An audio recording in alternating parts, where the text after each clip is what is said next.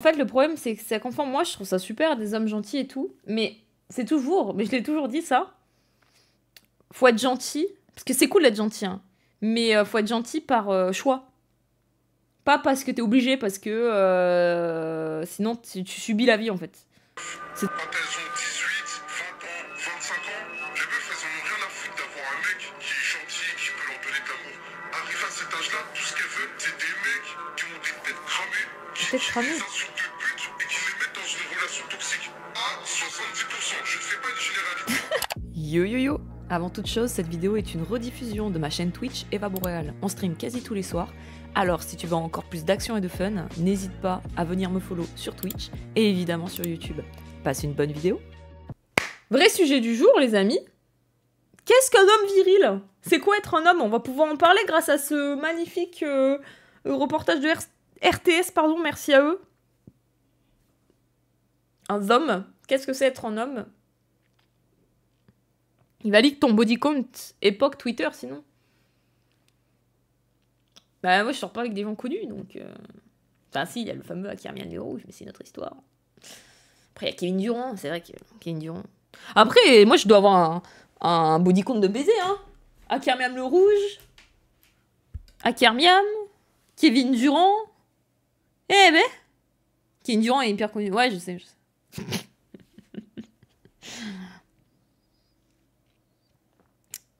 Il y a Ali, frère Mian aussi.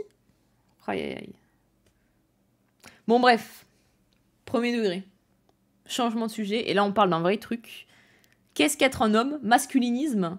Alors, est-ce que ça va parler des masculinistes? Je suis pas sûre. Qu'est-ce que c'est être un homme alpha? Qu'est-ce que c'est être un homme tout court? C'est quoi? C'est qui? C'est Kate? Qui Kate? Très bonne blague. On va parler de ça ce soir. Grâce au document RTS. Ah, j'avais pas vu le sujet. Ça va être très objectif encore. Ben, on sait pas. Alors, pour être tout à fait honnête, moi, qu'est-ce qu'un homme? Je sais pas trop. Moi, c'est un peu en mode... Ah bon, t'as le côté biologique et social. Là, je pense qu'on va plus parler du côté social. T'as des traits qu'on peut afficher... Coucou YouTube, ouais. T'as des traits qu'on peut afficher type masculin. Voilà. Mais on va voir un peu. Et je vais vous dire moi ce que j'en pense, parce que moi c'est un vrai homme s'affronter des tigres à main nue. Si je vous dis, en fait, qu'est-ce qu'un homme, j'en sais rien, je pense qu'il y a plusieurs premiers degrés, il y a plusieurs profils différents. Moi quand je pense à un homme, je sais pas, je pense soit à mon daron, soit à mon homme, soit voilà. Vu qu'on est dans Baki. Après, qu'est-ce que... Parce qu'il y a qu'est-ce qu'est un homme, donc tu as plusieurs types d'hommes en vrai, et ça dépend. Après, quel type d'homme, pardon, excusez-moi, quel type d'homme tu voudrais pour toi, ça c'est différent, tu vois. Moi par exemple, un homme, il y en a plein de différents, mais il y a un type d'homme que je préfère, avec qui je voudrais être avec. Parce que ça correspond mieux avec mon caractère, et là c'est différent quoi. Vrai homme, c'est identifier un mur porteur.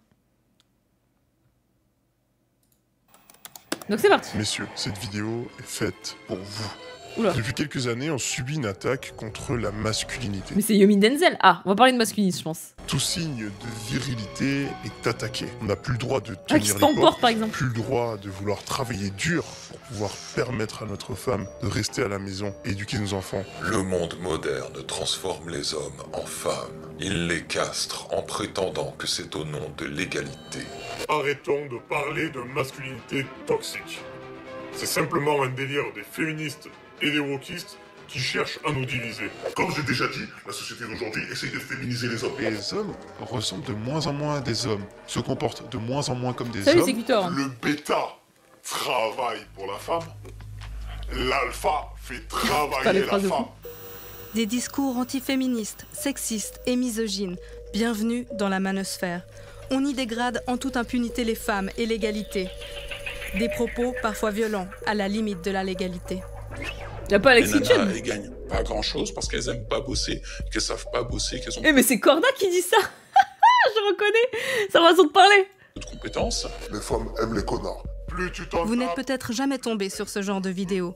Et pourtant, elles pullulent sur les réseaux sociaux. Le public cible, des hommes, jeunes ou moins jeunes, qui se questionnent sur leur virilité. Elles seraient en péril dans notre société? Vraiment? On essaye de rendre les hommes honteux de leur masculinité et la plupart d'entre nous sont complètement perdus. Jamais ça va faire un sujet pour comprendre pourquoi il y a ce malaise chez les hommes. Bah, on va voir, parce que moi, je trouve ça intéressant, premier degré, de parler de pourquoi certains hommes ont besoin d'avoir un repère en mode... d'avoir un repère de youtubeurs masculinistes, justement, tu vois.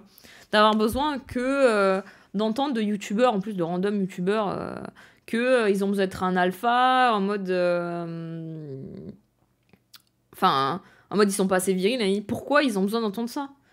Et je pense que c'est intéressant d'en parler, parce qu'en vrai, ça démontre un malaise quand même. Les hommes sont-ils menacés, comme veulent nous le faire croire ces vidéos? Mais au fond, c'est quoi et comment être un homme aujourd'hui? Quand Tate marche, ce genre de truc, tu vois. Nous vous emmenons dans un voyage plus complexe qu'il en a l'air, en quête de l'identité masculine, sans masque, sans filtre et sans tabou. Ok. C'est truc ski? C'est les skis?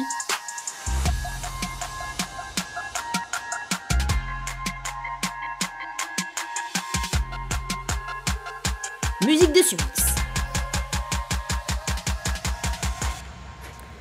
C'est en Suisse romande que nous rencontrons Martial Husson. Martial a grandi dans la banlieue parisienne. Très jeune, il quitte son quartier pour voyager. Il cumule alors toutes sortes de métiers, de marin-pêcheur à barman. Ok. À 40 ans, il opère un virage professionnel drastique. Il devient coach en séduction. La virilité, c'est devenu son fonds de commerce. C'est très bien. C'est lumineux. Oui, c'est estival. C'est parfait. L'angoisse. La virilité est de plus en plus mal vue, parce qu'on confond souvent virilité et machisme. Et donc on empêche, on dit aux hommes d'aujourd'hui, il faut plutôt être gentil, il faut être égalitaire, tous pareils. Non, malgré ce que... En fait, c'est le problème, je trouve, des hommes, c'est... en fait, le problème, c'est que ça confond... Moi, je trouve ça super, des hommes gentils et tout, mais c'est toujours... Mais je l'ai toujours dit, ça. Faut être gentil, parce que c'est cool d'être gentil, hein, mais faut être gentil par choix. Pas parce que t'es obligé, parce que sinon tu subis la vie, en fait. C'est trop bien d'être gentil, heureusement que c'est quoi ton problème à vouloir agresser tout le monde? C'est trop bizarre, ce genre de truc. Mais faut être gentil par choix. Parce que bah, t'es assez bien avec toi, t'es assez bien avec ta confiance en toi, ton physique, etc. pour pouvoir être gentil. Mais que si jamais il se passe quelque chose, tu peux arrêter d'être gentil et bah avoir assez confiance en toi pour peut-être, je sais pas, rentrer dans un conflit, pardon, et avoir assez confiance en toi. Gentil par choix, ça veut rien dire, MDR. Bah si, parce que des fois, c'est gentil par défaut, en fait. Parce que t'as tellement peur de la vie et d'être une victime que t'es gentil par défaut parce que tu sais rien faire d'autre. Et que quand, déjà, en qualité, tu dis « bah, je suis gentil ». Voilà, quoi. C'est gentil. Quand je dis gentil par défaut, c'est en gros, tu t'écrases, quoi. Comme Gérald. Soyez Gérald, exactement. Être un nice guy, ouais, c'est ça. Et en fait, les gens, ils confondent. C'est cool d'être gentil. Moi, je trouve ça trop bien. Faut pas avoir la haine, justement. C'est bien d'être gentil. Et je pense que t'as beaucoup de femmes qui... Et je pense... Les gens, ils disent, ouais, les femmes, elles veulent que des mecs hyper virils, des gros cons, etc. Mais je pense que c'est surtout, elles veulent des mecs gentils. Genre, qui prennent soin d'elles. Mais par contre... pas qu'ils soient gentils en mode victime, en mode gros bébé cadom. Qu'ils soient gentils parce qu'ils aiment leur femme et qu'ils la protègent et que parce qu'ils soient attentionnés, mais que si jamais voilà, il se passe un truc, bon, c'est pas des victimes, quoi. Je pense, je sais pas, c'est plus ça. Être gentil ne veut pas dire être paillasson. Bah ouais, et je pense que les deux... Veut-on les... Je pense que les deux... Les gens ont tendance vraiment trop à confondre ça.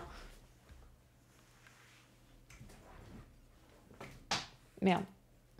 On peut dire aujourd'hui, la grande majorité des femmes ne sont pas attirées par la faiblesse chez un homme. Gentil avec elle et méchant avec les autres, quoi. Non, pas forcément. En fait, juste savoir être un homme, s'imposer, c'est mais surtout être dans votre famille, vos enfants, votre femme, même certains d'autres.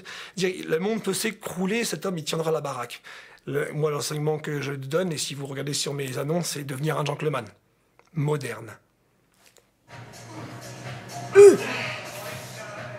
Martial ne s'en cache pas. Il défend une masculinité virile et traditionnelle.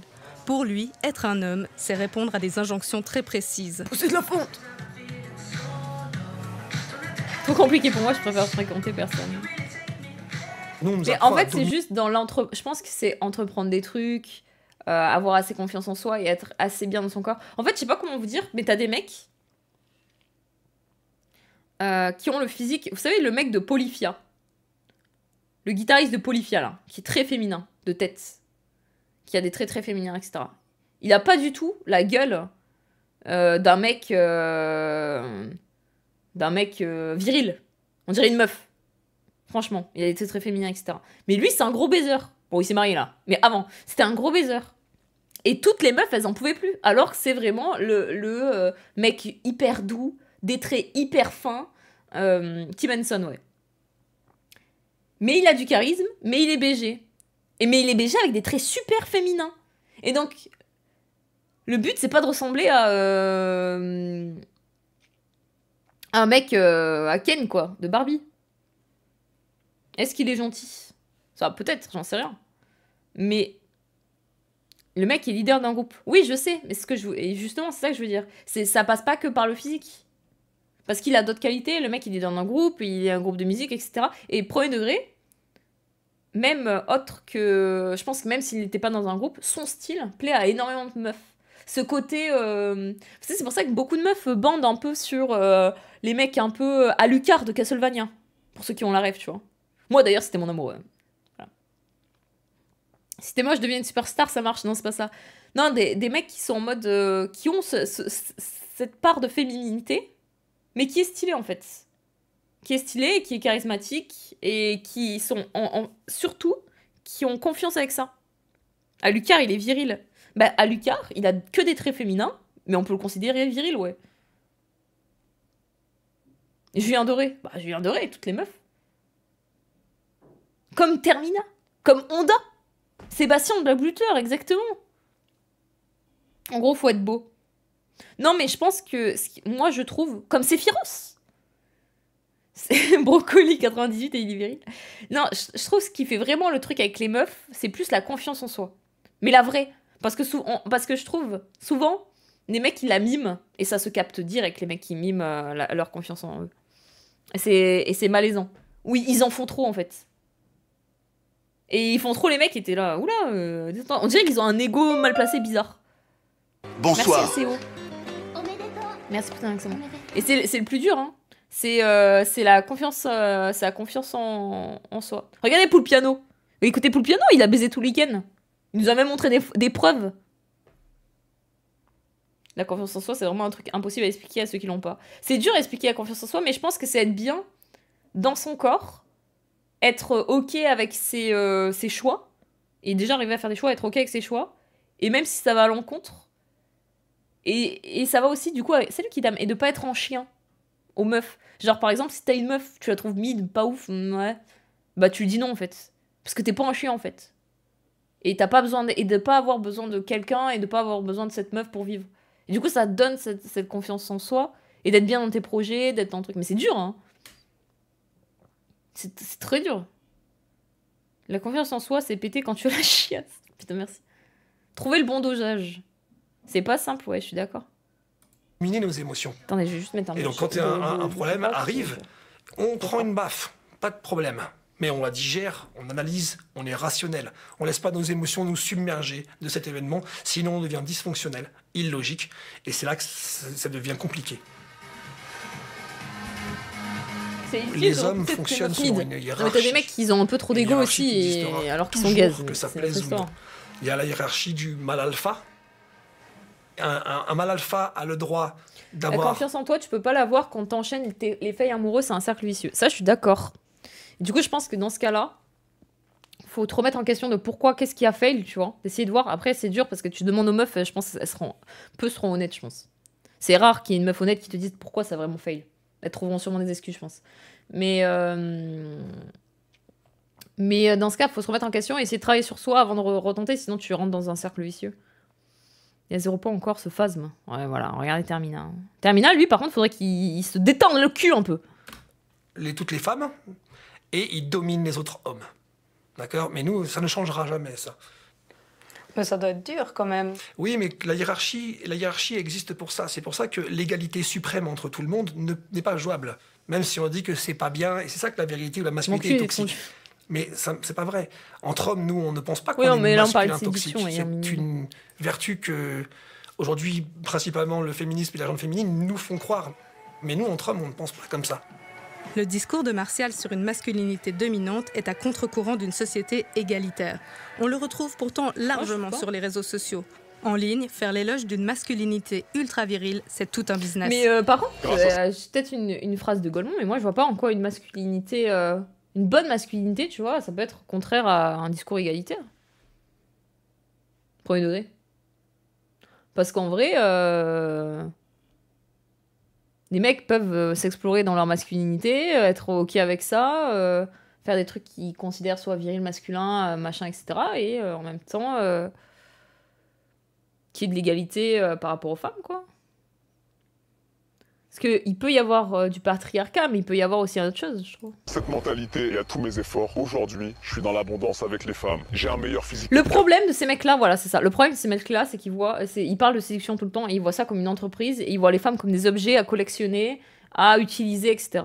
Ça aussi. 99% des mecs. La vie des hommes faisant partie du top 1% n'a jamais été aussi bien. Et le top 1% des hommes, ils réussissent. Clique sur le bouton, je rejoins l'Alpha Academy. Mais derrière ces influenceurs se cachent parfois des hommes au discours très inquiétant. Ils s'appellent les masculinistes. Ils se positionnent en opposition aux féministes, mais pour eux, pas question de prôner l'égalité. C'est plutôt un fléau à éradiquer. Par contre, je pense que la vérité toxique aussi, excusez-moi, c'est bien d'en parler aussi. Parce que la compétition entre hommes, bah ça c'est toxique, genre. Parce que la compétition peut être pas mal, et c'est bien pour avancer, je pense. Faut pas tout éradiquer, mais t'as une compétition où en fait ça fout beaucoup de mecs en dépression parce qu'en fait ils sont pas là-dedans. Et pas tout le monde est fait pour être en compétition, etc. Et t'as des mecs qui sont pas là-dedans et du coup ils se sentent hors normes. Et ils subissent énormément. Et en fait, comme le fait, encore une fois, t'as des mecs qui sont plus ou moins sensibles et t'as des mecs qui sont très sensibles et ils ont envie de pleurer souvent ou des trucs comme ça. Et ils peuvent pas, et du coup, il y a une sorte de frustration bizarre, parce qu'ils disent non, mais je suis pas comme ça, moi je suis pas une fillette, nanana. C'est trop dommage. Bon, j'en ai déjà parlé, mais ça, c'est le genre de truc où c'est toxique, c'est nul. À ce point, que ça déplaise ou non aux gauchistes, on n'est pas pareil. Les hommes et les femmes ne sont pas Partagez, partagez, partagez, et ensemble, on va changer les mentalités. La compétition entre mecs nous rend meilleurs en général. Bah ouais, mais pas forcément, tu vois. C'est intéressant qu'il y ait toujours un peu de compétition. Enfin, c'est toujours une question de dosage, mais c'est intéressant qu'il y ait un peu de compétition, etc. Mais bon, la grosse compétition où ça peut vous pousser à énormément de dépression, voire au suicide, c'est catastrophique, quoi. Ouais, je suis d'accord, Iner, mais je parle des choses qui pourraient être changées. Et faire en sorte que les mecs reprennent leur putain de gloire d'antan. Les plus extrêmes défendent une soumission totale qui peut aller jusqu'à la... En fait, exactement ce masque, je trouve que le masculinisme, surtout ce genre de truc avec les formations, c'est vraiment utiliser la misère et le fait que certains mecs sont perdus dans leur vie, souffrent de certains trucs et qu'ils n'arrivent pas à trouver de réponse, que ce soit chez les féministes, chez d'autres courants, etc. Et du coup, ils tombent là-dedans. Et du coup, c'est vraiment les utiliser comme pigeons pour faire du fric et faire leur truc. La violence. Il existe trois types de femmes. La brebis, la chienne... On l'avait rien que lui. La brebis, la chienne, la louve, trois petites de femmes. Et la louve. Voilà combien de femmes. Oui, les femmes sont attirées par les hommes qui pensent être super à elles. Tu dois savoir tenir la bête en laisse, la lâcher si nécessaire et la ramener au pied lorsqu'il le faut. Tu es son maître. Après, bon, no offense, hein, mais ceux qui croient ça, sélection naturelle aussi. Après, ils sont là, ouais, les femmes, toutes des putes, elle veut pas que ça soit ma chienne. Et non son chien. Ah, c'est pas Lexition, c'était un mec extrémisme qui n'a pas échappé à Pauline Ferrari. Elle vient de sortir un livre qui fait parler de lui, Formée à la haine des femmes. Depuis toujours, cette journaliste indépendante se passionne pour l'univers du web. Oh, encore elle. Mais gros. Mais elle est partout. C'est une dinguerie. Mais allô? Il y a qu'une journaliste en Suisse ou quoi? Alertée par des propos sexistes décomplexés sur les réseaux sociaux, elle décide de se plonger dans l'univers masculiniste et étudie la manière dont ils sont passés Ouais, je suis des forums d'accord. Et à l'inverse, comme Indie Inner, t'as les meufs là, féministes, qui font aussi plein de trucs pour le reconnexion avec son son intérieur, hein, tous ces genres de conneries. Et ça pareil, hein, sur la misère des femmes qui sont un peu perdues. Théma les astrologues. obscurs aux réseaux sociaux populaires. Les masculinistes sont très malins dans leur manière de occuper l'espace médiatique, dans leur manière de faire du marketing aussi, et sur comment ils arrivent à toucher les les paris, jeunes. pardon, my bad. Et quand on regarde un Apparemment, peu avec une journaliste à Paris. les terrains sur lesquels ils opèrent, notamment le terrain de la séduction, de la musculation, et donc l'image de soi et du corps. Encore une fois, bon, je répète ce que j'avais dit par rapport à elle, c'est trop dommage, parce que l'image du corps, c'est important. D'avoir une bonne image de soi, de corps, de se sentir bien de son corps, du sport et tout. Moi, par exemple, je suis un gros tas. Bon, je suis pas grosse, mais c'est chiant. Parce que j'arrive jamais à motiver, etc. Et donc, peut-être que t'as des gens que ce genre de vidéos, ça peut les motiver, donc c'est pas si mal. Si t'es un gros tas... Non, mais je suis pas grosse. Je suis pas grosse, mais ce que je veux dire, c'est que pas du tout. Mais juste, je fais pas de sport. Et à chaque fois, je me motive, je l'en fais pendant une semaine, et après, je suis là. Woup, woup, woup, woup. Et c'est parti, quoi. Et je me dis, bon, ça va, j'ai 25 ans, je suis molle, voilà, je suis une larve. Je me dis, je suis flasque. Non, en vrai, je me dis, ça va, j'ai 25 ans, c'est bon, j'ai un IMC ok, y a pas de souci. Mais après, quand j'aurai 30 ans, et que je commencerai à stocker, je serai dans la merde. Vous voyez ce que je veux dire ? Donc, pour le sport, faut pas se laisser le choix. Je jure, c'est vrai. Parce qu'à chaque fois, moi, je me trouve toujours des excuses. Hein. Je suis la reine de ça. Hein. J'en ai 33 et je fais zéro sport. 30 ans, le wall. Non, mais premier degré, tu commences à y penser. Mais je pense que c'est pour les gars aussi, quoi.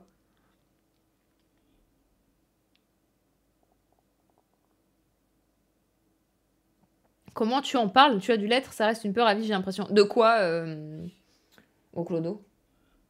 Moi, j'étais grosse avant, par contre. Après, j'ai un passé sportif parce que j'ai fait de l'équitation en compétition, j'ai fait du snowboard en compétition. Donc bon, ça va, tu vois. Rien qu'au point de vue santé, j'ai un gars important. Oui, c'est ça que j'ai dit. Ouais, gros clodo. C'est ça que je disais aussi. Salut Foxys, salut Monsieur Mago. Un peu forte, ma copine était grosse jeune. Oui, oui. Non, mais moi, par contre, premier degré, ça m'avait trauma. Quand j'étais jeune, j'étais la meuf grosse. Et vu que j'étais la meuf grosse, tout ce que les filles belles avaient, moi, j'avais pas ça. Et je voyais toutes les filles... En plus, j'étais un peu pote avec les filles populaires. Bon, ça dépendait lesquelles, tu vois, j'étais pas non plus. Et j'étais trop en mode... Je voyais le beauty privilège, mais je pouvais pas y avoir accès. Et j'étais un peu en mode, putain, ça a l'air trop bien. Ça a l'air trop bien.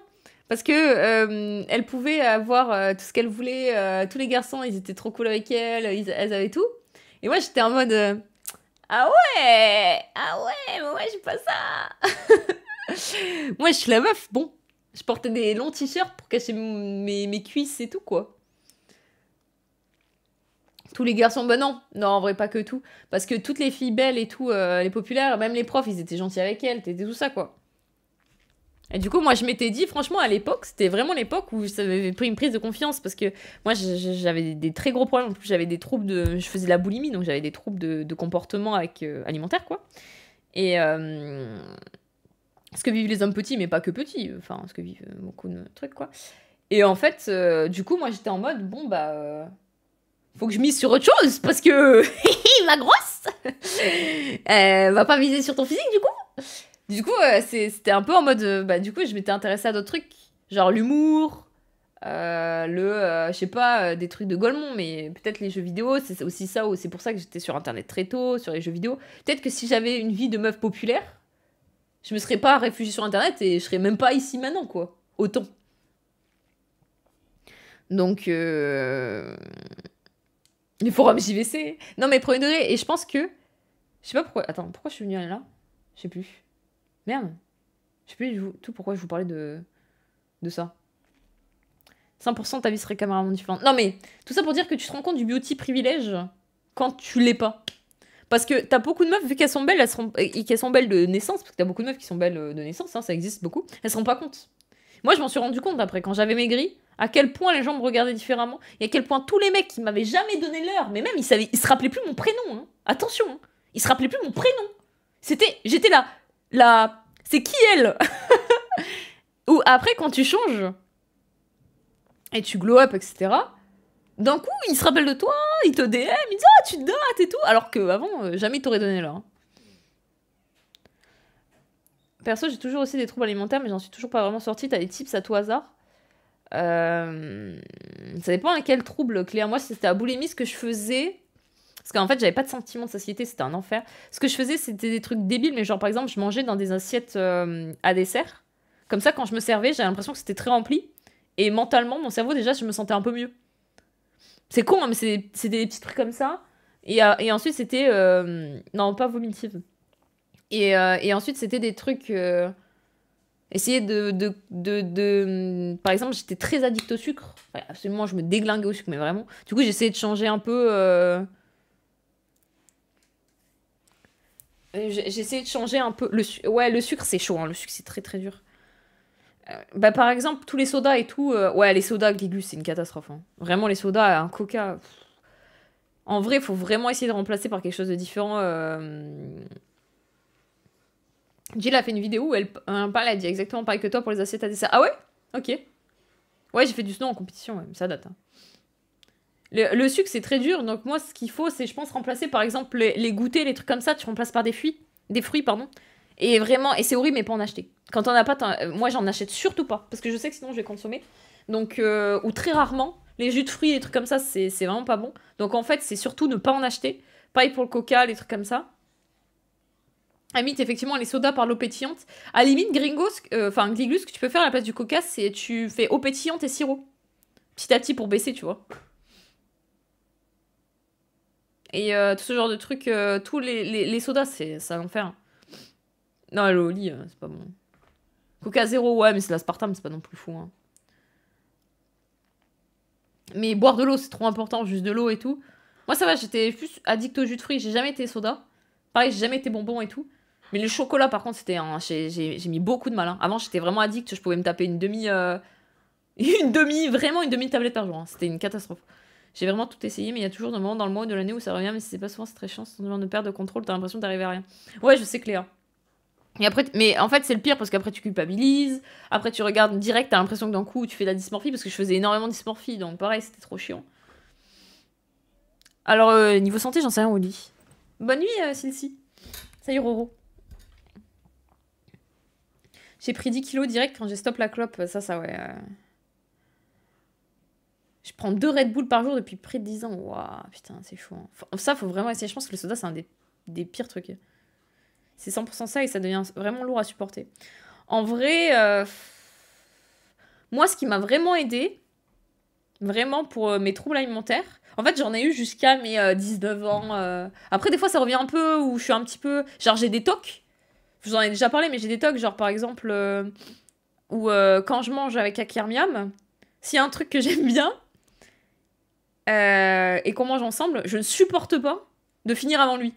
Et du coup, des fois, j'attends qu'il finisse pour manger. Ouais, les desserts. Et c'est souvent ça avec les sucreries, donc les desserts. Mais c'est vraiment... je supporte pas, quoi. Je le vis mal. Et ça me frustre et je me sens pas bien. Parce que du coup, si je le finis avant lui, dans ma tête, c'est comme s'il en avait encore et moi, j'en avais plus. Et je suis frustrée et je me sens pas bien. Du coup, je préfère qu'il finisse avant. Mais c'est des trucs de con, hein. Et en plus, il s'amuse avec ça, il m'énerve. Enfin, bref, il m'insulte aussi par rapport à ça. Mais ouais, je suis désolée, l'anecdote, c'est une anecdote de malade mentale, on dirait vraiment une folle. Mais voilà, quoi. Mais c'est très dur. Les tachycardies IQ, vraiment. Là, je sais que c'est moi, j'ai repris du poids récemment et j'arrive pas à m'empêcher de me peser. Et quand je vois que je perds pas, ça me met trop mal. Alors qu'en soi, il y a rien, mais je peux pas m'empêcher. En vrai, Cléa, c'est trop con. Mais de toute façon, plus tu y penses, plus tu vas stresser ton corps. Donc, c'est vraiment essayer de dire... En fait, il faut se mettre déjà pas des objectifs à court terme, mais plus à long terme. Et te dire en mode, tu sais, tu changes un peu ton alimentation et te faire des petits trucs genre... je sais pas pour ton taf, mais genre de te faire un peu plus de marche ou de trucs comme ça. Mais sans jamais trop te frustrer. Et juste être en mode, ah tiens, je vais faire ça. Ou faire des petits exercices à la maison, mais tranquille, tu vois. Et petit à petit, peut-être t'augmentes. Mais si tu fais direct, en plus, moi, ça me frustrait. Et du coup, moi, j'avais un truc de con. Compte tes calories, non, faut pas compter les calories. Non, ça c'est vraiment si tu veux. C'est juste déjà changer un peu, cuisiner, se faire plaisir, ça voilà. Moi j'avais un truc de fou, c'était que je me frustrais. En fait, j'arrivais pas à faire du sport pour perdre du poids. Bon, je faisais toujours l'équitation et du snowboard, mais j'arrivais pas à faire du sport pour perdre de poids. Parce que si je faisais du sport pour perdre de poids, ça voudrait assumer que je suis grosse et ça me mettait trop mal. Et donc du coup, dès que je faisais un peu de sport, ça me mettait tellement mal. Mais du sport maison, hein. Ça m'était tellement mal parce que ça me frustrait en mode putain, mais ça veut dire que je suis trop grosse et que je suis nulle. Que du coup, j'arrivais plus à faire du sport. Et du coup, j'étais trop mal et frustrée. Et du coup, je me mangeais sur la bouffe. Donc c'était une catastrophe. Donc faut faire gaffe aussi à ce genre de truc.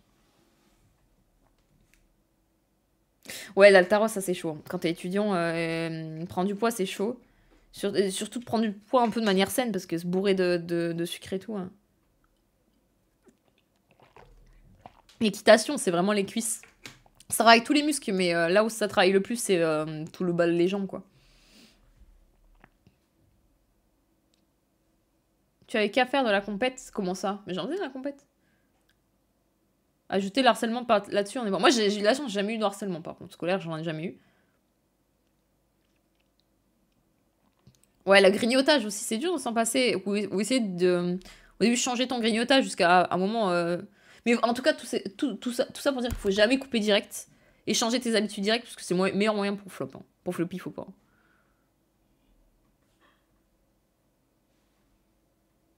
Ouais, peut-être, vu que c'est prendre des... C'est pour ça que je disais peut-être à la limite de l'eau pétillante avec du sirop. Enfin bref. Ouais, la clope, c'est un peu différent. Et encore, des fois, il y a des gens qui arrivent un peu à pas couper direct. Enfin bref.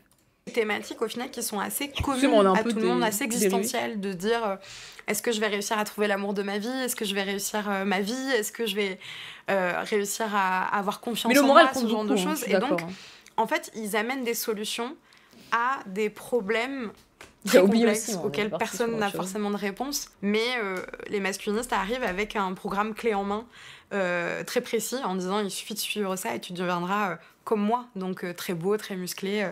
Ce sont des nouveaux modèles au final. Ouais, Cléa, je vois ce que tu veux dire. Pour cette expérience. Les contenus masculinistes sont devenus très accessibles. C'est dur. Après, je trouve, en tant que meuf, effectivement, quand tu perds du poids, du coup, les gens le remarquent. Et en plus, souvent, les gens, ils te complimentent là de ça, donc ça te fait du bien. Et quand tu prends du poids, tu sais que les gens, s'ils agissent un peu différemment, ils vont dire « Ah, ça y est ». Et tu diras « Ça y est, tout le monde a... » En plus, souvent, tu focuses un peu trop sur toi, alors que des fois, autant, ils n'ont pas du tout remarqué. Mais du coup, les gens, tu dis « Ah, ça y est, ils ont tous capté, je suis moins jolie, etc. » Et c'est très dur, je trouve, je pense, en tant que gars, mais en tant que meuf aussi, de comprendre que, bah, parfois, t'es pas au max, et que, bah, autant, tu peux ne... Enfin, d'accepter... Enfin, après, moi, je sais pas pour Claire, etc., tu vois. Mais moi, genre... Souvent, je regarde les streameuses, je me dis, putain, elles sont trop belles. Mais c'est vraiment des streameuses trop belles, quoi. Genre, même Roxane et tout, je la trouve vraiment trop belle. Et des fois, tu te dis, putain, c'est dur d'accepter que, bah, t'es pas une meuf ouf, quoi. Enfin, que t'es pas non plus... T'es loin d'être moche, tu vois. Mais que t'es une meuf mid plus, machin, etc. Et d'accepter ça, c'est dur, parce que tu dis, putain, ça veut dire que toutes ces meufs trop belles, qui font des photos trop belles, moi, je pourrais jamais être à leur niveau. Donc, faut que tu développes autre chose. Enfin, c'est ce que je me disais perso au lycée. Et c'est dur, quoi. Et... pas se lever de sa chaise. Comment ça? Et c'est chaud, ce culte de la beauté, et mais aussi de comprendre qu'effectivement, t'es pas le personnage principal, et qu'effectivement, bah ouais, t'es pas... Des fois, t'es pas au max, des fois, machin. Et ça apporte quoi d'être trop belle à part galérer à trouver un homme sérieux? J'en sais rien, mais je pense que... Tu sais, tu te dis... Enfin, je pense que c'est tout le côté où tu vois ce que les meufs par beauty privilège ont, que toi, tu t'auras pas et que tu devras galérer un peu plus, tu vois. Mais après, c'est toujours bien de faire des efforts là-dedans, tu vois, de prendre soin de soi, etc.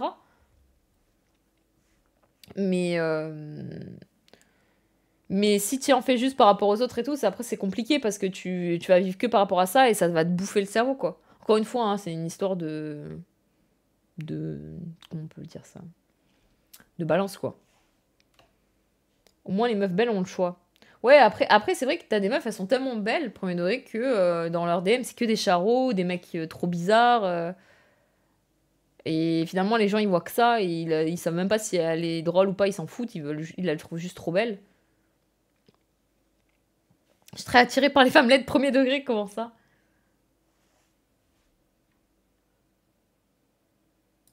Pour le prouver, Pauline Ferrari nous montre le compte fictif de Jules sur TikTok qu'elle a créé pour son enquête. Ok, Jules. Jules a 14 ans. Il aime les contenus sportifs, les blagues potaches et les conseils en séduction. Ouais, mais tu vois, et jouer par exemple courir, moi je supporte pas. Et voici la vidéo choquante que l'algorithme propose à un adolescent en seulement quelques minutes. Les meufs, quand elles ont 18, 20 ans, 25 ans, les meufs, elles en ont rien à foutre d'avoir un mec qui est gentil, qui peut leur donner de l'amour. Arrivé à cet âge-là, tout ce qu'elles veulent, c'est des mecs qui ont des têtes cramées, qui les insultent de pute et qui les mettent dans une relation toxique. À 70%, je ne fais pas une généralité. Toutes les meufs, bien évidemment... Un discours violent qui rabaisse les femmes. C'est souvent ce qui vient après des conseils inoffensifs. C'est intéressant pour les masculinistes d'avoir une facette policée, d'une part pour éviter la censure de certains réseaux sociaux, mais aussi pour attirer un public plus large.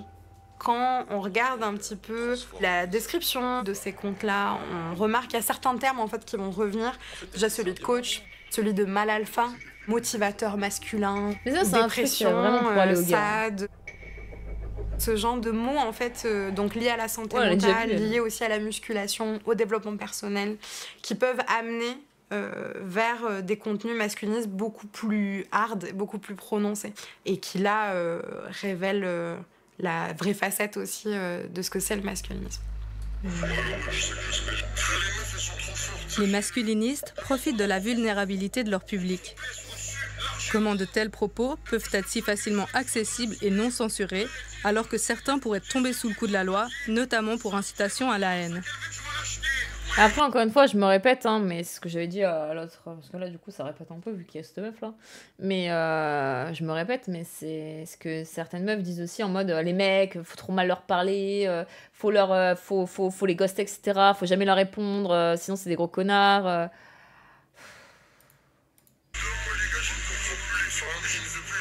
La plupart de la modération sur la plupart des plateformes de réseaux sociaux est majoritairement algorithmique. Ce qui fait que ce sont des algorithmes qui vont en fait, scanner les images, par exemple, pour voir s'il n'y a pas de nudité, ou utiliser des systèmes de reconnaissance vocale pour détecter certains mots, par exemple. Elle pensera à vous non-stop. Il lui a doigté le cerveau. Attire les femmes sexuellement, avec ça, non, c'est trop grave. Mais on sait très bien que les algorithmes fonctionnent pas tout le temps, que des fois il y a un besoin de modération humaine. Et comme ces contenus-là ils fonctionnent, la plateforme n'a pas forcément beaucoup d'intérêt à les supprimer, quoi. Je pense surtout ils s'en foutent. Hein. C'est pas une histoire, ça fonctionne, ça fait 100 000 vues. Sur la toile, les masculinistes sont organisés en sous-communautés et recrutent en secret. Ils font partie de ce qu'on appelle la manosphère. Recrutent en secret. Pour citer les plus connus, les pick-up artistes, les artisans de la drague. Ils voient les femmes comme des objets à conquérir, quitte à utiliser des techniques de manipulation. Les MGTO, Men Going Their Own Way. Ces hommes ne veulent plus côtoyer les femmes, autant dans leurs relations professionnelles que privées. Selon eux, elles sont toutes vénales et manipulatrices. Les MRA, Men's Rights... Alors, MRA, je connais pas par contre. Activistes, les militants du droit des hommes. Ils pensent que les féministes se sont infiltrés dans toutes les institutions politiques et de justice. Et enfin, la plus médiatisée, les incels, les célibataires involontaires. Les incels, c'est un mot valise qui veut dire involuntary celibate, donc célibataires involontaires. Ce sont souvent des jeunes hommes encore vierges ou qui n'arrivent pas à avoir des relations affectives et sexuelles avec des femmes, mais qui vont blâmer les femmes pour ça, en disant qu'elles ne veulent pas coucher avec eux. Pour qui tu travailles? Bah Jeff Bezos, c'est quoi capitalisme. Et donc c'est à cause d'elle qu'ils seraient malheureux. Donc les incels sont surreprésentés dans les cas d'attentats masculinistes depuis 2014. C'est pour ça qu'on connaît un peu plus ce nom-là. Mai 2014, un attentat tragique se produit aux États-Unis. Un jeune homme de 22 ans tue 6 personnes et en blesse 14, puis se donne la mort.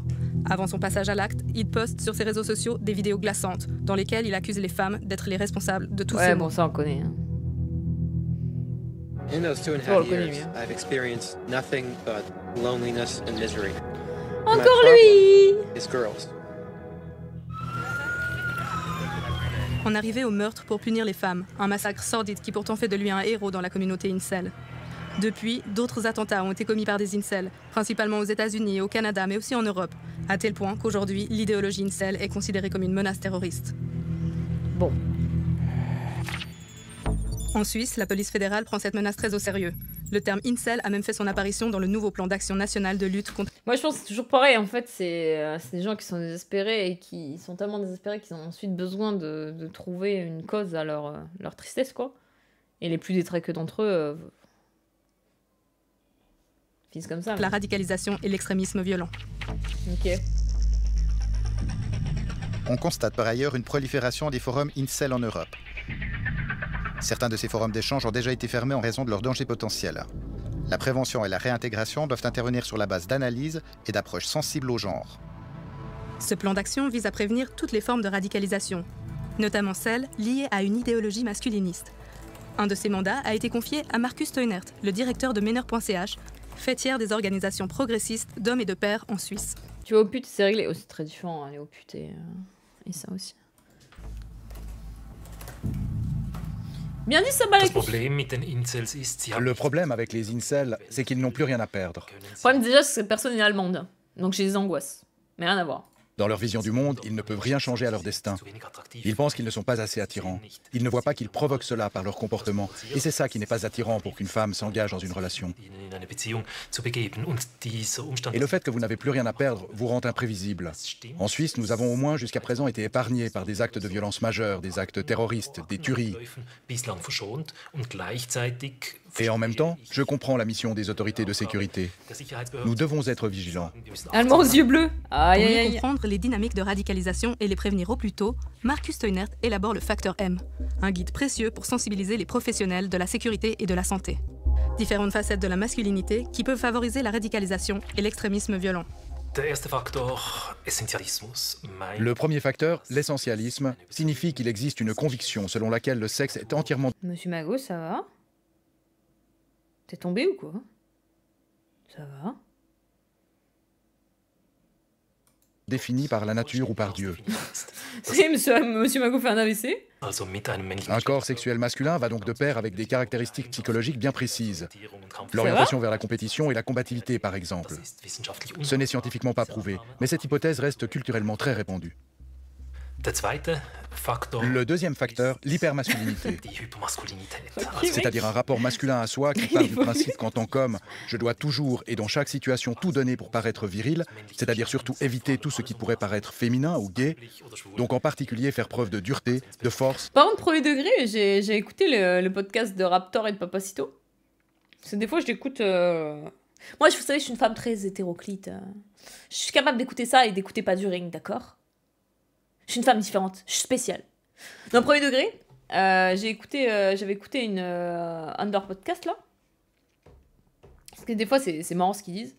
Mais par contre, ils ont un truc à dire gay tout le temps que je comprends pas. Genre, genre ils disent ouais, ça c'est être gay, ça c'est gay. Je comprends pas le truc. Salut Shalom. Non mais moi des fois ils me font rire pour une oreille, il y a des trucs c'est marrant etc. Après c'est leur facho de gauche. Ouais mais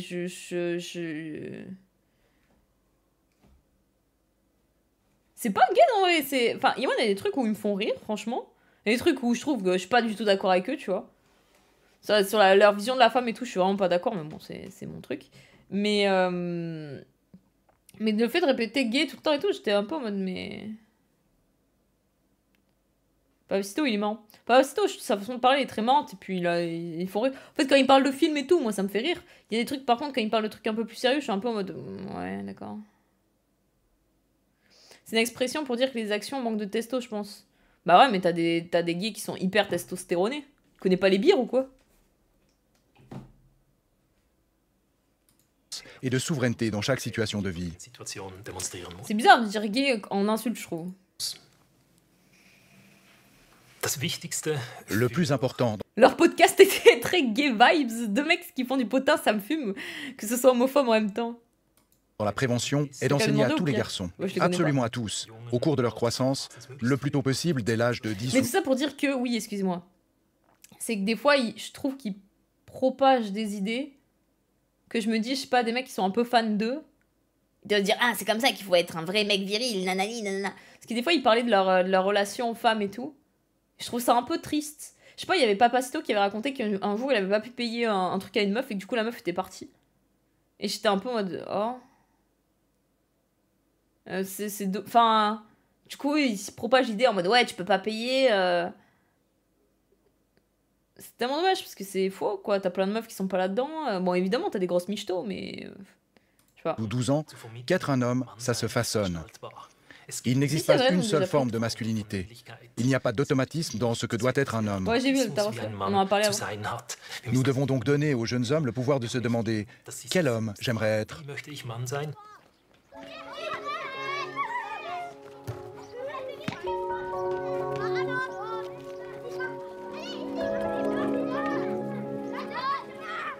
Puis je sais pas, imagine le gosse de Raptor, il devient gay. Tu fais quoi, genre? Parce que tu l'aimeras... Enfin, tu sais, c'est un peu bizarre.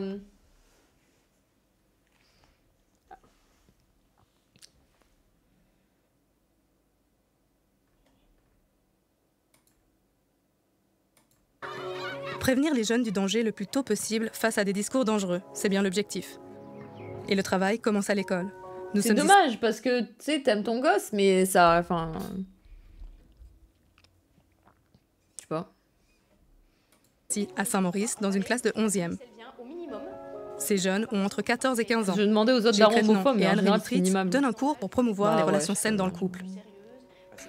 C'est l'occasion de réfléchir aux stéréotypes de genre avec les élèves. Comment ça s'appelle, ça, vous savez, ces modèles? Du moment qu'il active.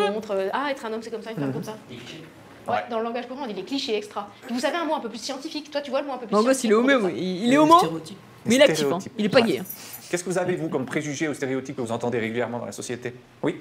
La fille, c'est celle qui fait... Putain, les têtes d'ados prépubères. Quelle horreur. Les ménages, la cuisine, etc. Et que l'homme, lui, il fait le travail et il ramène l'argent. Il ramène l'argent. Faut raser, hein. Ça, là. Je me permets parce que je vois beaucoup d'ados parfois en ville avec ça, là. C'est bien, t'as une moustache, c'est bien. Je suis fière de toi, Titou. Néanmoins, rase parce que ça fait dégueulasse. Qu'une fille, c'est sûrement plus intelligent qu'un garçon, ou qu'un garçon il est plus rapide et plus fort qu'une fille. Ouais. Est-ce que vous avez un modèle d'homme, un modèle de masculinité à quoi un garçon il voudrait ressembler? Aucun garçon se rend compte. Hein. Moi, quand j'aurai un garçon, adolescent, vraiment, dès que je le vois laisser y aller avec son duvet, je lui dis mais oh, rase-moi ça là. Tu me dégoûtes. Tu crois qu'une fille voudra te sucer comme ça? Tu me dégoûtes. T'es bien comme tout. Musclé. Ok. Autre chose que musclé, d'autres types de... Ouais. Grand, beau. Ah, les cheveux, c'est un bol parfait. Du charisme. Alors, du charisme, ouais. Et comment on fait pour avoir du charisme comme mec? Ça veut dire quoi? Tu as des idées un peu? Je sais, mais moi, c'est pareil pour les filles. Est-ce que ça correspond à ce qui vient d'être dit? C'est-à-dire qu'il faut être grand, beau, musclé, ça aide à avoir du charisme ou bien c'est pas lié pour toi? Ça fait un bonus, quoi. Vous avez des idées? La mentalité à CR7. C'est Cristiano Ronaldo? Ouais. Sa mentalité, elle t'inspire? Il y a quoi dans sa mentalité qui dit que tu voudrais bien faire pareil? Genre lui, il dit tout le temps que c'est le plus fort. Enfin, il se dit tout le temps qu'il va réussir. Que c'est le plus fort qui va réussir, quoi, je sais pas. 7, il dit pareil, de League of Legends. Et être le plus fort pour réussir, pour toi, c'est quelque chose d'inspirant? Ouais. Quelque chose que tu veux devenir? Être le plus fort, le plus performant, le plus charismatique. Un bref échange suffit pour réaliser que les injonctions traditionnelles et la masculinité virile portée par les masculinistes sont bien présentes. T'as joué à la bagarre, c'est vraiment un truc de garçon. Ça me fume. Les normes de masculinité, c'est dire qu'on doit être fort, qu'on doit être inattaquable. Donc en fait, on doit cacher ses émotions, puisque l'émotion est vécue comme une faiblesse. Or, un homme ne peut pas être faible. Un homme viril n'a pas le droit d'être faible. C'est triste à dire, mais c'est une évidence. Et moi, j'ai vécu là-dedans, personnellement aussi, avec des amis qui m'ont pas dit qu'ils avaient eu des problèmes de santé, des problèmes au travail, qui faisaient comme si de rien n'était. Moi-même, je l'ai fait aussi à quelques occasions dans mon parcours. C'est trop dommage. Genre, en fait, je trouve... C'est toujours le même problème dans ces genres de documentaires. C'est... En vrai, tu peux être viril, mais en même temps sensible. Genre... C'est un spectre. Genre, c'est trop dommage. tu peux là, tu sais, il dit ouais, moi ça, genre t'es pas obligé d'être non plus en mode giga chouineuse tout le temps, hein, parce que t'as des mecs qui sont comme ça casse les couilles à tout le monde, les chouineuses là, mais ça casse les couilles aux mecs et aux meufs. Mais tu peux genre juste accepter tes sentiments, mais aussi vouloir être dans une compétition et être ok avec toi. C'est pas tout noir tout blanc, je sais pas. Pour pouvoir partager l'intimité, il faut déjà en avoir avec soi-même. Je sais pas, la virilité pour moi, c'est... je sais pas, je suis pas un gars, c'est compliqué de dire parce que je suis pas un mec, donc c'est pas quelque chose que je pourrais ressentir, mais si je vois par rapport à mon entourage, je considère par exemple mon père comme viril, mon homme comme viril, et du coup ça serait des critères du style avoir confiance en soi, qui prend les choses en moins, qui est assez confiance en lui pour être sensible sur des trucs, les choses en main, pas en moins. Du poil sur le torse, non, je trouve ça vraiment pas bon, moi, perso. Moi, vraiment, par exemple, les poils, tu vois, t'as des mecs qui sont « Ah, les poils, c'est trop viril et tout », moi, je trouve ça dégueulasse. Bon, la barbe et tout, c'est différent, mais... Et encore, la barbe, faut qu'elle soit taillée. Mais voilà. Ma définition, en tout cas, c'est ça. C'est un mec qui... un mec qui fait très viril dans League of Legends, je sais pas si c'est Darius, je pense. Darius, c'est un peu le mec viril. Bon, Garen, mais Garen, c'est vraiment le cliché. Garen, c'est cliché viril. Darius, c'est un peu plus nuancé, tu vois. Duvet, c'est pas viril. Duvet, ça fait le mec qui a pas assez confiance en lui pour raser. Ou Mordekaiser. Ouais, mais Mordekaiser, c'est virilité toxique un peu. Mordekaiser, il tue tout le monde. Mordekaiser, tu le tues, il rigole. Galio,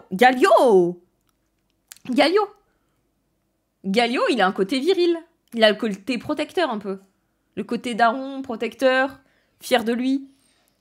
Draven, c'est virilité toxique aussi. Hein. Draven, il a un problème. Mais Galio, je dirais... Braum, de fou. Jace, c'est un peu, ouais. Mais t'as des mecs qui pourraient être virils, mais féminins aussi. Genre... Aphelios, il y a un peu de ça, tu vois. Rakan, c'est un lover de fou. Tariq, il... Tariq, c'est... Après Tariq, je suis pas sûre qu'il aime les femmes, quoi. On se connaît peu, si on n'a pas eu l'occasion d'aller discuter avec qui on est nous-mêmes, si on ne s'est pas entraîné à le faire autant que les femmes, par exemple, sont autorisées à le faire dans leur éducation. Tariq, pour être honnête, eh bien, c'est un peu trop... Tariq, il traîne dans des bars sombres. Vous vous rappelez, vous avez dit « Ah, mais nous, on a la pression ». Puis les filles, elles ont dit « Mais nous aussi, on a la pression ». À chaque fois que vous avez la pression, vous devez faire quelque chose. Dites-vous « Tiens, mais d'où ça vient ?» Et puis souvent, c'est de là que ça vient. Et puis te dire « Oh, tout va bien, je peux prendre de la distance. Puis je peux faire finalement comment ça nous va à nous dans la relation. » Puisqu'il est important, c'est d'être bien dans la relation. Souvent, les garçons, on a les retours des filles qui nous disent les garçons, ils font le poker face. Ils expriment rien, ils sont forts, ils ont le poker face, tout ça. Mais en fait, moi, ce que j'entends souvent de ces filles, c'est dire mais ça me pose un problème parce qu'en fait, on ne sait pas vraiment ce qu'ils ressentent derrière. Et donc, on a l'impression de ne pas bien les connaître, on aimerait mieux les connaître. Et des fois, puis ils ont des réactions, on ne sait pas trop comment ils vont réagir. Et ça désécurise souvent les filles ou d'autres personnes. Et donc, d'apprendre à se dire ah, mais non, moi, je sens ça, je réponds. Ça aide vachement dans la relation. Et ça, c'est des petits trucs à faire au quotidien. Hein, ça, c'est voilà. Et dans l'éducation, je pense pas, il aime Tariq, je pense. Montrer qu'on n'a plus d'émotions, qu'on assure, qu'on est fort. C'est pas top ça. Dans la vraie vie, on a les mêmes émotions, on a le même cerveau, les garçons, les filles, les autres personnes. Ah ouais, je pense pas qu'on ait vraiment le même cerveau. Je pense qu'on a des façons différentes de voir les choses. Son travail de prévention dans les classes, Gilles Crétenant rencontre... On peut accepter d'avoir des faiblesses, mais éviter de tomber dans l'éloge de cette dernière. Pourquoi faudrait-il toujours chouiner? Ouais, je suis totalement d'accord en vrai, Malacus. C'est vraiment, je trouve, accepter d'avoir des faiblesses et être ok avec ça, tu vois. Ça, c'est très viril et converse en toi. Genre, tu sais que t'as des faiblesses, tu sais que tu peux être sensible sur certains trucs. Genre, c'est pas grave de pleurer pour des films, des musiques, de ressentir des choses, d'être triste quand tu te fais quitter. C'est normal, tu vois. Mais aller dans la victimisation, c'est autre chose. Montre chaque jour des hommes, des pères ou des futurs pères. Cet homme de terrain connaît bien les conséquences d'une éducation genrée masculine et virile. Tout le monde a pleuré. C'est en fait un impact sur la santé des hommes. L'espérance de vie des hommes en Occident et en Suisse, elle est de 3 à 4 ans inférieure à celle des femmes. Le motif, c'est pas des histoires de gènes, c'est des comportements à risque. Momi Michou a posté un clip de 10 minutes sur sa relation avec Elsa. Tu veux commenter après la vidéo pour la VOD? Tu l'as mis dans le général? Vas-y, si tu le mets dans le général, pourquoi pas? Putain, mais par contre, j'aime Lorsque on n'est pas outillé en tant que garçon, que jeune homme, comme... Mais en fait, le truc, c'est que là, ça fait 20 minutes, ça me parle de trucs qu'on a déjà vus, donc ça me casse un peu les couilles, mais vas-y. À pouvoir amortir émotionnellement, notamment, des situations difficiles, eh bien, on aura des réflexes, le DLC. soit de déni, soit d'opposition, soit vers l'extérieur, qui vont faire qu'en fait, on ne va pas être adéquat. Et dans les comportements à risque, on les connaît, ils sont vraiment identifiés, espérance de vie inférieure, résultant de cancer, cigarettes, alcool, tabac, de violences entre hommes aussi, bien entendu, beaucoup. Ça peut être aussi des accidents de la route, des comportements à risque qui sont un peu généralisés. Et le summum... Effectivement, la compétition entre hommes, par contre, peut amener des trucs un peu cons, débiles, comme il dit, par exemple, des comportements débiles sur la route, juste par ego d'hommes. Tu sais, où tu dis, mais ils sont cons, quoi. Silas. Ah, Silas, c'est quelque chose. Silas, c'est la définition du mec où les autres mecs ils disent mais pourquoi les meufs elles veulent toujours des mecs comme lui, des mecs connards comme lui alors que moi je suis un mec gentil. Et le mec connard c'est Silas. Le mec gentil c'est genre Ezreal. Un petit peu symptomatique de cette non-connexion à soi-même, c'est par exemple les taux de suicide, puisque les hommes meurent 3 fois plus que les femmes de suicide.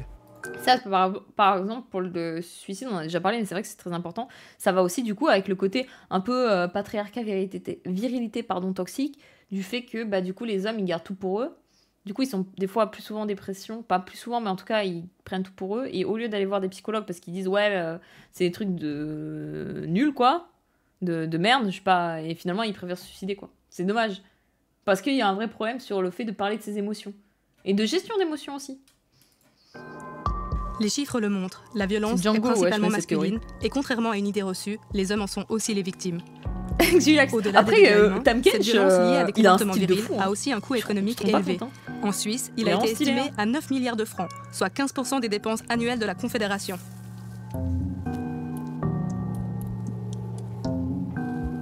En fait, on subit... En fait, non, c'est les hommes font moins de tentatives de suicide que les femmes, mais les hommes réussissent plus leur suicide. Je crois que c'est ça. En tant que garçon, une certaine violence, puisqu'on nous coupe de nos émotions, nos ressentis. Tam, c'est vraiment le milliardaire. Vous savez, le tu dois cliché cacher du tes milliardaire émotions. T'as pas le droit de rester, ça aux États-Unis, il y a une étude là-dessus, t'as pas le droit de rester avec ton copain à 13-14 ans, sinon tu vas passer pour un homosexuel. Et qu'on coupe des amitiés à ce moment-là, pour un adolescent, une adolescente, c'est juste des âges tellement importants, c'est violent. Et quand ce même adolescent grandit, il n'est pas rare qu'il repousse cette violence contre les autres ou contre lui-même.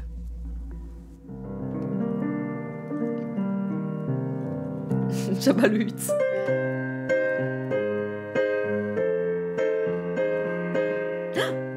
Cette violence, Christophe l'a vécue.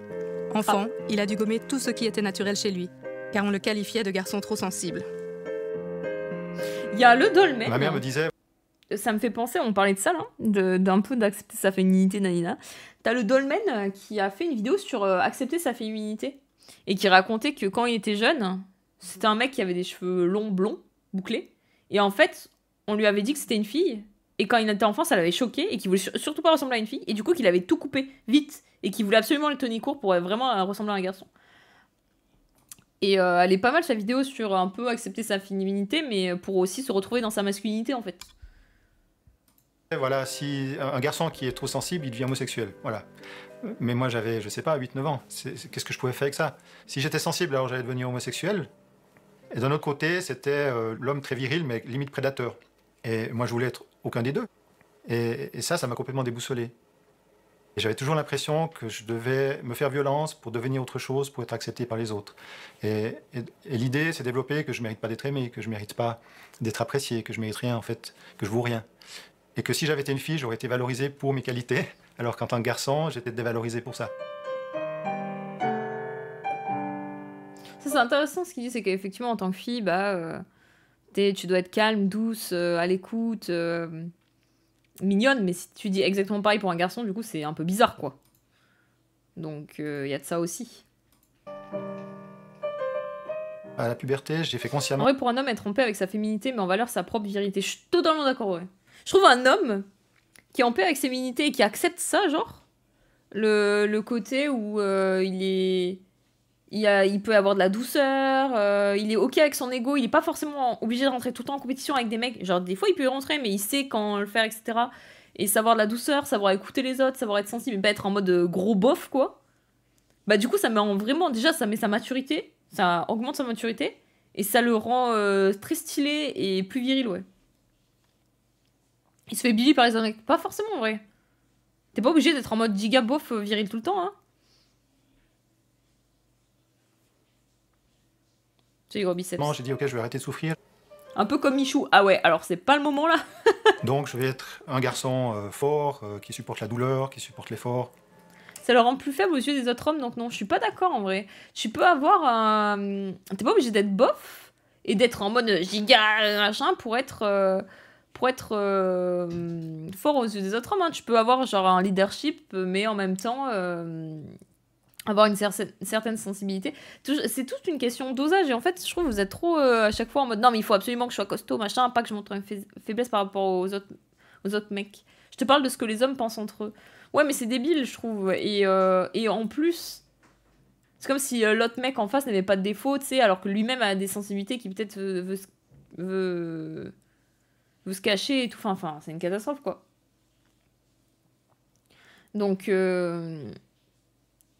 déjà, si tu sais que tu peux avoir une sensibilité et ne pas avoir le cacher, bah tu peux avoir une sensibilité et ne pas le cacher, tu vois, certaines sensibilités. Genre, par exemple, sur des œuvres, t'as des hommes, ils sont tellement pas à l'aise avec leurs émotions, et ça, c'est trop dommage. Parce qu'en plus, ils passent à côté de leur vie, je trouve. Par exemple, pour des œuvres, des films, ou les séries, ou des musiques, etc., t'as des mecs, ils sont incapables d'expliquer les émotions qu'ils ont ressenties en regardant une œuvre, par exemple. Parce que ça fait bizarre. Ça leur fait bizarre à eux. Genre, quand c'est des trucs un peu soit romantiques, soit tristes, sauf si c'est des trucs vraiment un peu genre la mort de Vézimir, ça, tout le monde s'en d'accord. Mais des trucs où c'est un peu plus nuancé, où c'est des romances ou quoi, les mecs, ils comprennent pas. Ils sont en mode, oh, mais... et ils sont pas du tout à l'aise. Ils savent même pas comment exprimer leurs émotions et comment décrire ce qu'ils ressentent. C'est trop dommage. Et c'est débile. Titanic, c'est de la merde. Bon, ça, c'est notre histoire. Moi, j'aime pas non plus, tu vois. Et en fait, et t'as l'impression que du coup, les mecs, ils passent à côté de leur vie parce qu'eux-mêmes savent pas. Et ensuite, c'est des mecs qui arrivent pas du tout à gérer leur rage aussi et tout. J'ai pleuré devant Interstellar et j'ai zéro honte à le dire. Bah oui. Et moi, je trouve, premier degré, si vous avez des potes qui vous disent que je sais pas, genre, je sais pas, tu pleures devant une œuvre ou un truc comme ça, ou je sais pas, où il t'arrive un truc qui est dur, tu vois, et tu pleures. Et ton pote, il dit ah ça va, t'es pas une meuf, ou ah t'as pleuré devant ça, c'est nul, c'est je sais pas, c'est gay ou quoi, enfin je sais pas, change de pote quoi, parce que t'es mal le pote que t'as. Hein. Charline Gall, c'est dans la petite maison à Prairie. Ouais, je vois ce que tu veux dire, c'est vrai.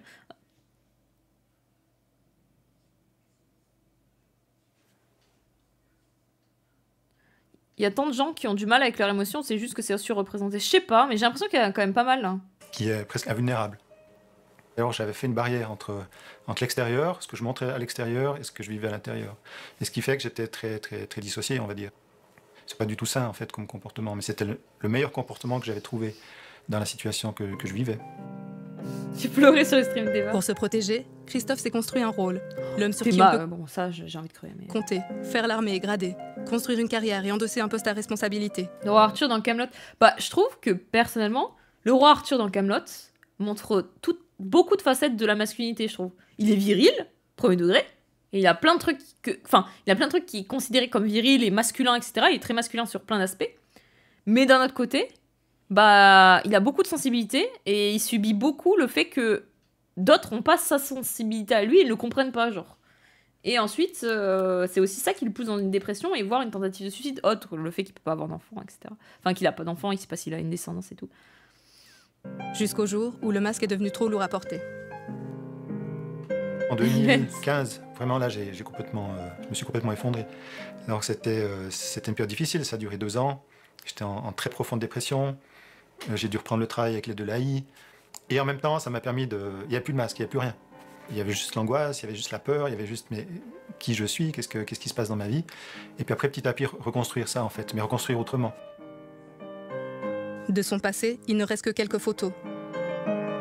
Depuis l'effondrement, Christophe veut se reconstruire et apprendre à se connaître. Dans cette démarche, il participe à un groupe de parole, uniquement composé d'hommes.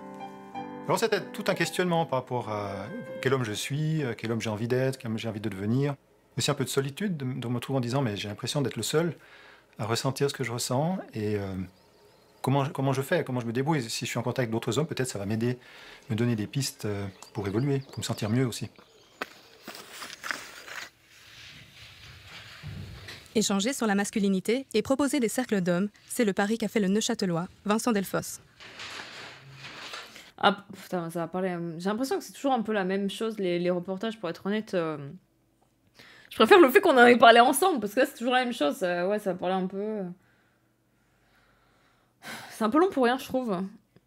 Mais après, parler entre hommes, ça doit être un peu plus gênant, je pense. C'est toujours pareil d'exprimer entre hommes. On a déjà parlé de ça par rapport au reportage, vous savez.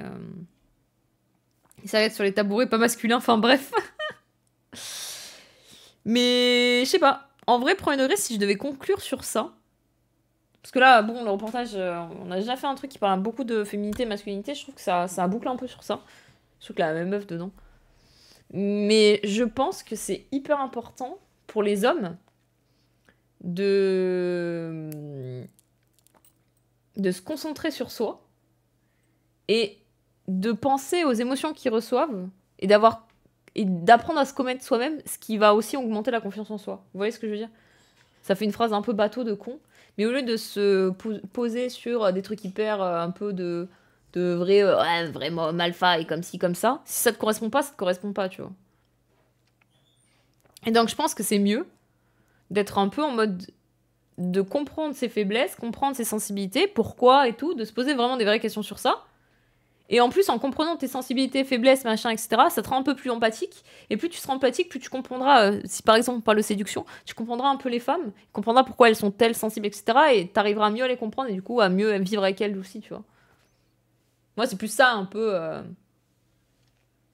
le conseil que j'aurais à donner pour les gars. Après, c'est dur aussi, mais en fait, ce qui me pose un problème dans ce genre de reportage, c'est que c'est vraiment, il décrit les hommes en mode... Bon, là, ça va, un peu à la fin, ça parlait un peu de le cliché des hommes et tout, mais... Tu sais, ils sont, il y a des masculinistes, machin, etc. Ouais, mais pourquoi, tu vois? C'est parce qu'on vit dans une société où les gens, ils se perdent, où en fait... les hommes, ils n'ont pas de repères et du coup, ils tombent sur des vieux mecs qui te vendent des formations super chères, d'hommes alpha, etc. Parce que les mecs, ils les prennent pour des pigeons, en fait.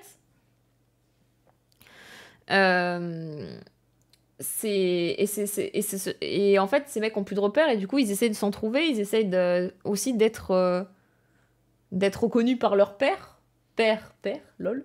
Mais aussi d'être reconnu en mode d'être un vrai homme, parce que c'est hyper important d'être reconnu dans une société par des gens. Et donc, du coup, voilà. Et ça va aussi avec la séduction, parce que souvent, c'est des gens aussi qui n'arrivent pas à séduire, parce qu'ils ont un vrai problème avec eux. Ils ont besoin d'accuser des gens. Voilà.